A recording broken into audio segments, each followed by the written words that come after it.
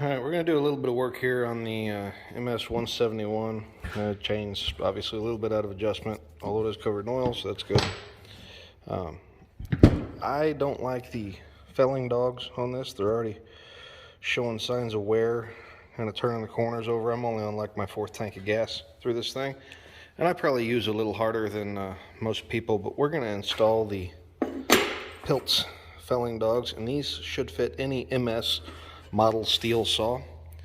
So the first thing we got to do, use the multi-tool that came with the saw to remove this nut. I already broke it loose, and it's a great opportunity to clean some stuff like that. Like I said, this is only on its like 3rd, maybe 4th tank of gas. So now the deal is that this is just going to slide. You'll see there's some holes right there and one kind of underneath the bar, which up in there. So the next step is just to slide the bar off. I'm doing this left-handed because my tripod is not here. So that's off, no big deal there. See where it's all bronzed together.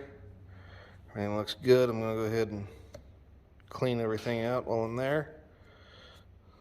Make sure that doesn't get clogged up. And then we'll start that. So I'm going to pause to clean and we'll go from there. Okay, so I just wiped this out. All my rags and crap are in the other shed. But you can see here, it's here and here. And this should, I haven't test fit it yet. There you go. It's a perfect fit for all the MS models. This is going to be pretty wicked looking.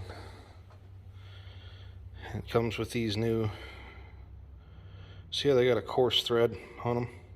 These are actually going to cut threads into the plastic as we go.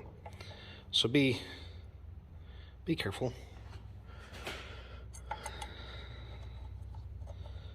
These semi-started the best we can by hand. Obviously that didn't work well. And then T27.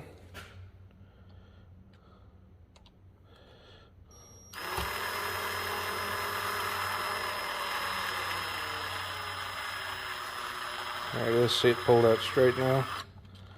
We're gonna get this one started. Just my pinky there. Yep.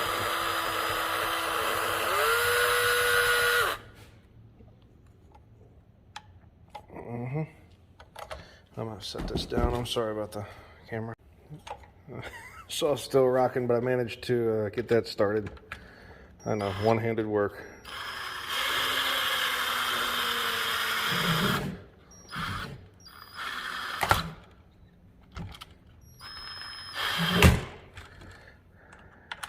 I'm gonna snug these up in just a second.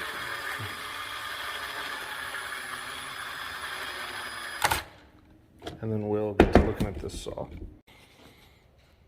I don't know about the performance of the saw, but that looks pretty wicked. And you can see here where I've already got some damage done. Now this does take, you know, an inch or so off your available bar length, but it keeps your saw from dragging itself into stuff and crashing into whatever you're cutting. So I'm gonna go ahead and put this back on. I'll try it one-handed, and when that doesn't work, we'll set the camera down. Yeah, we're just gonna set the camera down. Okay, she's back on. Make sure your chain gets back up onto that sprocket and not down here.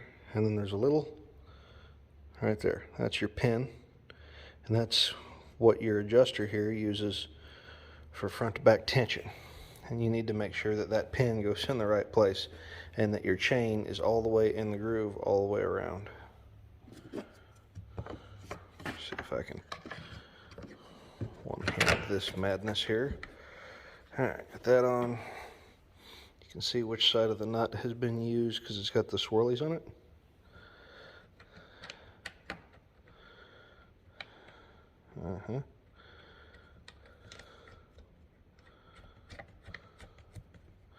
Now, I'm going to adjust the saw here in just a little bit for tension. You can see it's just a little bit on the loose side for where it's at. But one thing you want to do is when you're adjusting the tension of the chain is lift it. See how that's got just a little bit of play in it? Now, part of that's because this is just super loose, but you want to adjust your chain while holding, it's not a good angle, you want to hold the bar up while you're adjusting your chain, because that's where it's really running at when you're doing work. So the weight of the saw pushing down on this is causing that bar to vibrate up no matter how tight you get these nuts. Most of them have two. That's that. So I'll do that here off camera, and I'm sure this will all be fine. Overall, pretty impressed with how this fits. I'm sure it's laser cut or something, but pretty wild looking dude as far as that goes. Really changes the character of the saw as far as visually, and I'm pretty happy with it. So yeah.